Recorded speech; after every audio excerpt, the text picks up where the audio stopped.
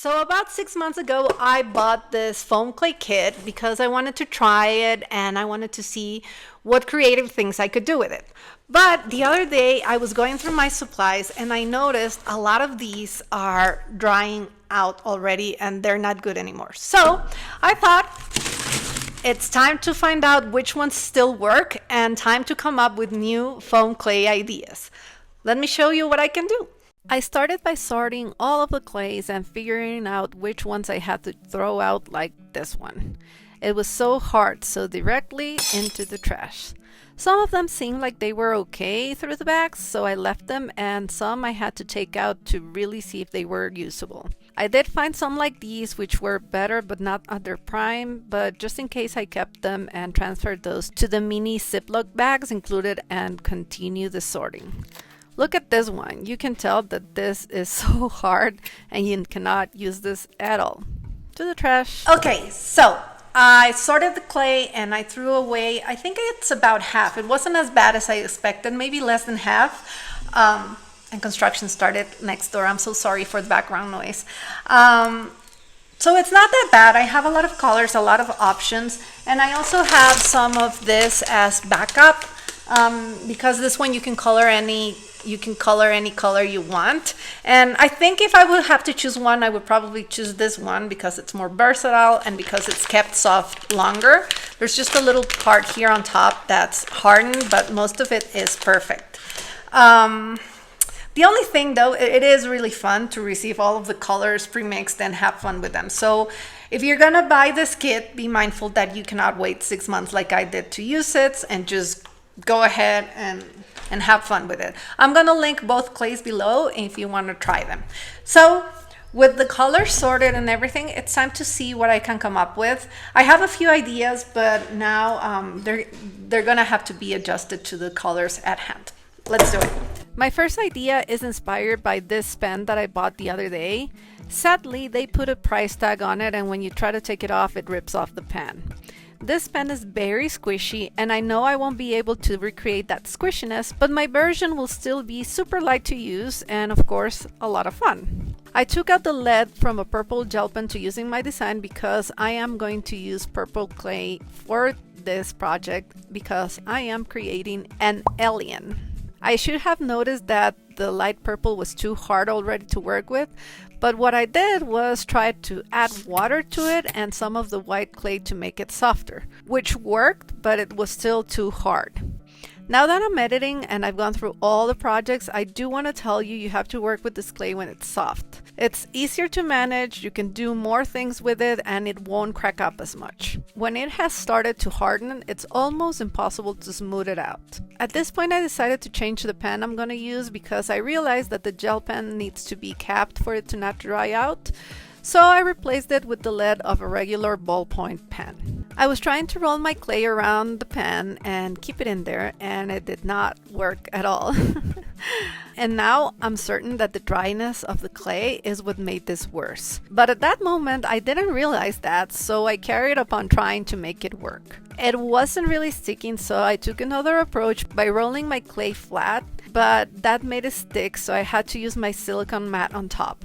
I rolled it up and tried to cut a rectangle to wrap the lead on, but again, not working.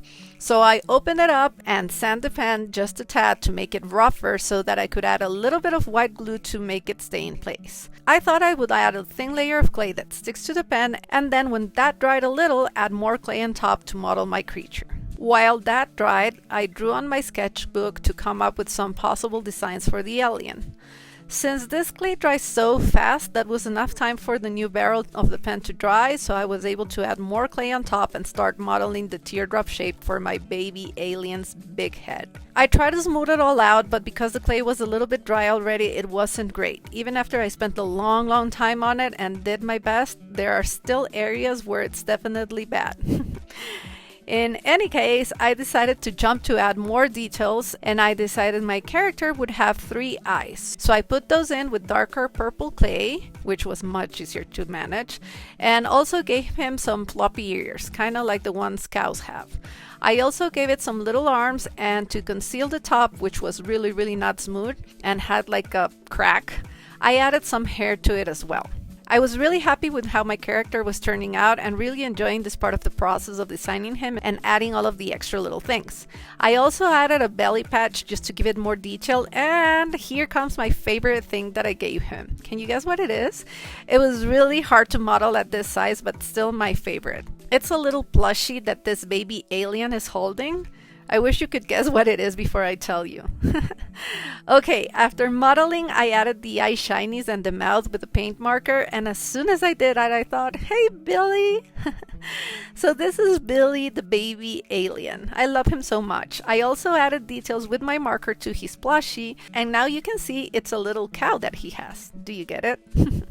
I love, love, love this little detail. Okay, that's it for Billy for now. And because that really took a long time, even though I know with editing it doesn't look like it, I struggled for so much time getting this clay onto the pen. So for my second project, I wanted to keep it simple and give my brain a break. I grabbed the orange clays that I had to see which ones work. I don't use orange that much, so I thought this would be a good opportunity for it, since I wanted to make a flower-shaped trinket dish. One of the clays went directly to the trash, and then I just mixed the other two that I had. I don't know why I hadn't thought about making a trinket dish with foam clay before, but here we go. It's super easy. I just took a ball of clay, and much like you would do a pinch ball, I pressed the clay onto a ceramic bowl that I had at home. This was so easy and satisfying to do, much nicer than it would be to do it with regular dry clay, because this clay leaves your hands clean. Remember my hands from my other clay project? Okay, so this was awesome. Once I had the round shape, I marked the center with a little jar, and I just grabbed one of my tools and pinched the edge of the circle in to create petal shapes. This was super easy to do, and I think it turned out great. I'm sure you can even push the clay in with a pen or whatever. I was gonna decorate my dish only with paint, but since this was so simple to make, I thought I'd add a cute little butterfly, which I modeled from a ball of fresh clay. So it was easier. I just pinched a little clay to make the antenna, and then I gave her some cute little wings with pink clay. They're almost heart-shaped.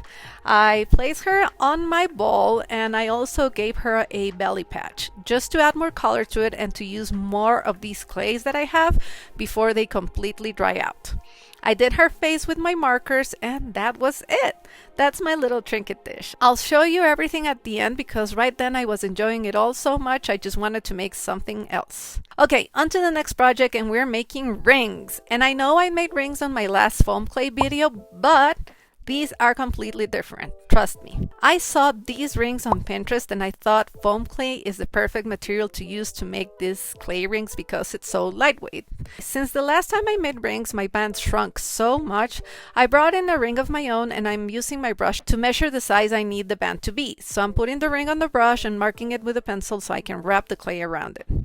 Once I have it down, I start to work on how to make this band, but then I realized that the color is way too white. So I decided to add a little bit of brown to my clay, and this way I could give the color a little depth and make it look more natural than blinding white. So I kept working on my band. I tried to cut it with an X-Acto knife first, and that failed miserably. And I'm learning that for this material, plastic tools and silicone surfaces work best. So as I said, I created my band and wrapped it around the brush to get the size. Now to try to recreate those gorgeous rings.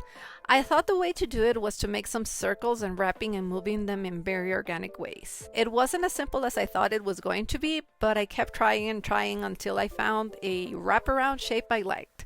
It looks kind of weird and of course not natural, but I liked it enough to leave it alone. At first I thought about putting it together with the band to let it dry, but then I noticed that one of the two were going to get flattened in the drying process. So I separated them and decided I'm going to put them together later with glue when both parts are completely dry. I wanted to give it another try by taking a different approach to making this ring. For the second one, I first tried to make a long clay ribbon to wrap it around and create organic shapes. But just making a long, flat, even ribbon was a challenge. And then when it came to folding it onto itself, it kept sticking together where I didn't want it to. So the folding was a disaster. You have to keep in mind that when the clay is at its best, it sticks or attaches to itself very, very easily. And that ruined my design a bunch of times, so I had to trash that idea as well because I didn't like it. And finally, I thought, okay, I'm overcomplicating things. I'm gonna do this just like I would do any flower. So I made the large circle, pushed it in the middle to make like the middle of a flower, and then I just wrapped other circles around it like simple petals, and this worked perfectly. If you want to do the flower rings, I would recommend you do it this way. It's simpler and you can make a lot of them, and it makes sense and it's easy to do, and the result is pretty too. I like both of them. I made the band for the second ring on my own finger and it was much easier. Kept it simple and it worked better.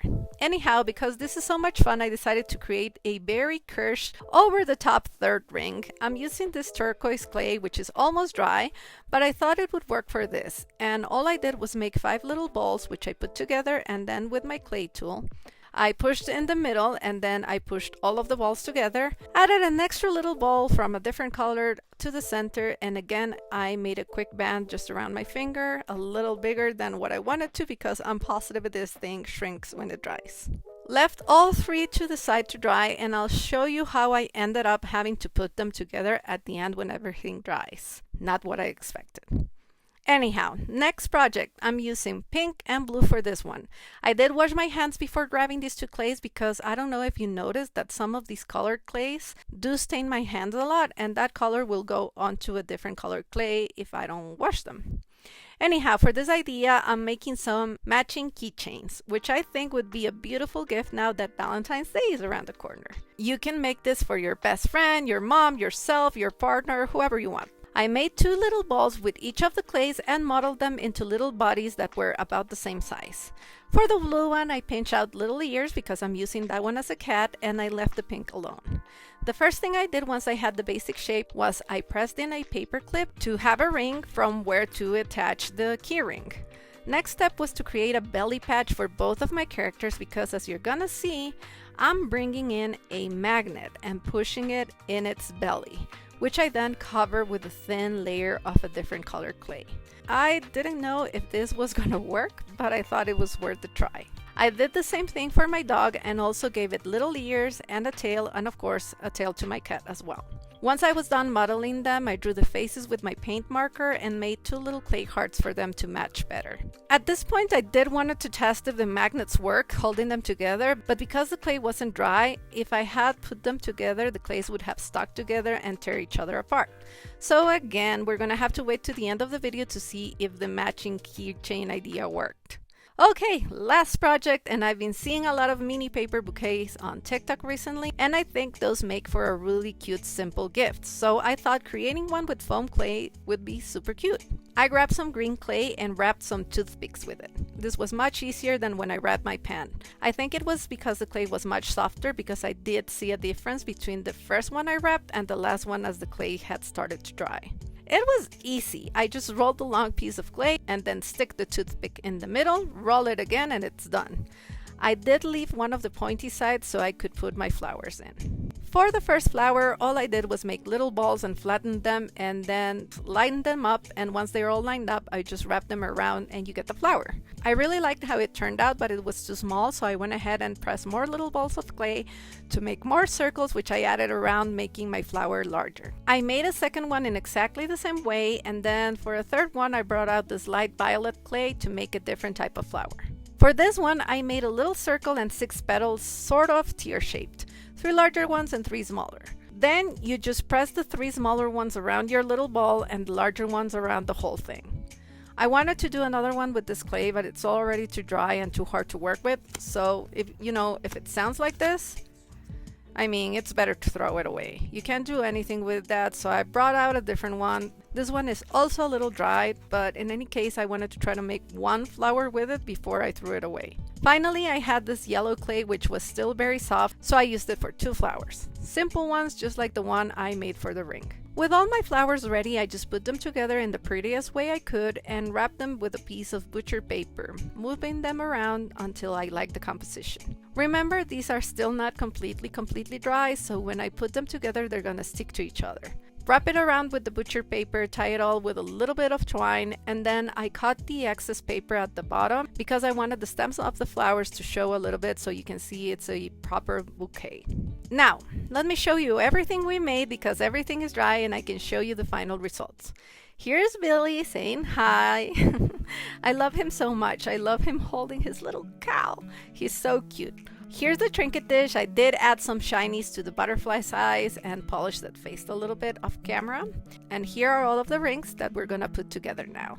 The bands shrunk way too much and now they don't fit at all. So I guess it was a good thing I didn't put them together earlier, because what I had to do is rip off the bands in the middle and glue them to the flowers with a little bit of space, so that would make the ring band bigger and they would fit on me, if that makes sense. So here are the rings, which I love. I even really like the cartoon flower one. It's really fun and playful. The white ones are basically amazing and I'm legit gonna wear these out. They're so cool. Oh, I also wanted to show you that I did add a little bit of black marker to Billy's eyes. I think that brought out his personality a little bit more. Here are our little pets. I did add the keychains to them through the paper clips we inserted, and here we go. Let's see.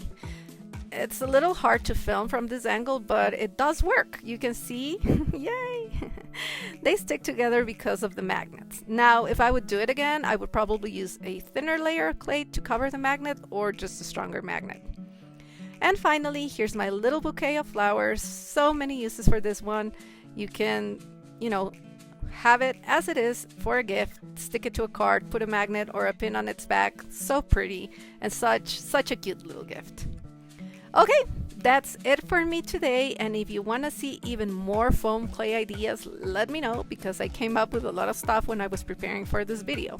So here's my sketchbook with other ideas, and I would love to share those with you soon. With that, I hope you're having the most wonderful day, and I'll see you next time. Thanks for watching. Bye!